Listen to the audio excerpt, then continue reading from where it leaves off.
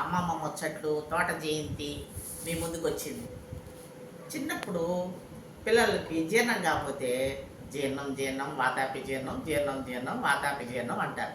వాతాపి జీర్ణం అంటేనే పిల్లలకి జీర్ణం అయిపోతుంది అనమాట. జీర్ణం కాకుండా ఉంటే అది ఎలాగొచ్చింది ఆ కథ మీకు చెప్తాను, వినండి. ఒక విల్వలుడు వాతాపి అనే ఇద్దరు రాక్షసులు ఉంటారన్నమాట.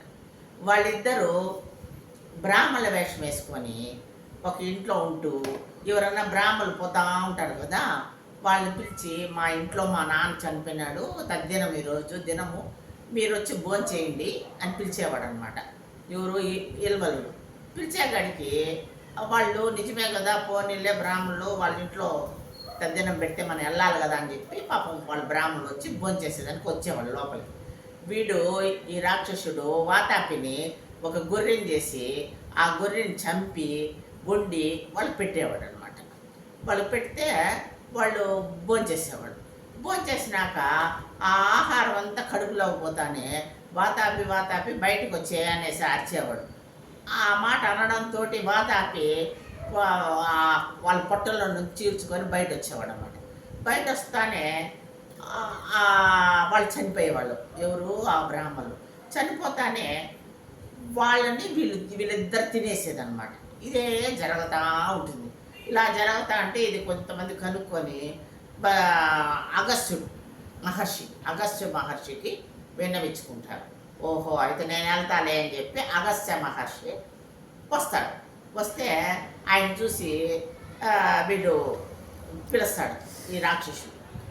ఈ మాదిరిగా మా నాన్న చనిపోయినాడు తద్దినము ఈరోజు వచ్చి మీరు భోంచేయండి అని పిలుస్తాడు. ఓ అలాగేలే అంటాడు అగస్త్య మహర్షి. వచ్చి కూర్చుంటాడు. వీడిని వాతాపిని గొర్రెగా చేసి చంపి ఆహారం పెడతాడు. ఎవరికి? అగస్త్య మహర్షి. ఆయన బాగా తినేస్తాడు. తినేసినాక వాతాపి బయట వచ్చే అంటాడు. ఇంకేంది వచ్చేది, వాడు ఎప్పుడో వైకుంఠం చేరినాడు అంటాడు. ఎవరు? అగస్త్య మహర్షి. ఆ మాట అనడంతో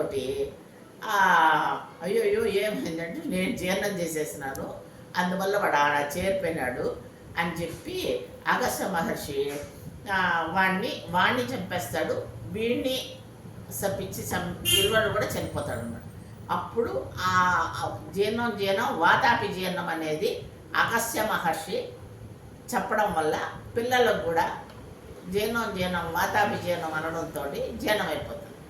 అది చిన్న కథ అన్నమాట. బాయ్.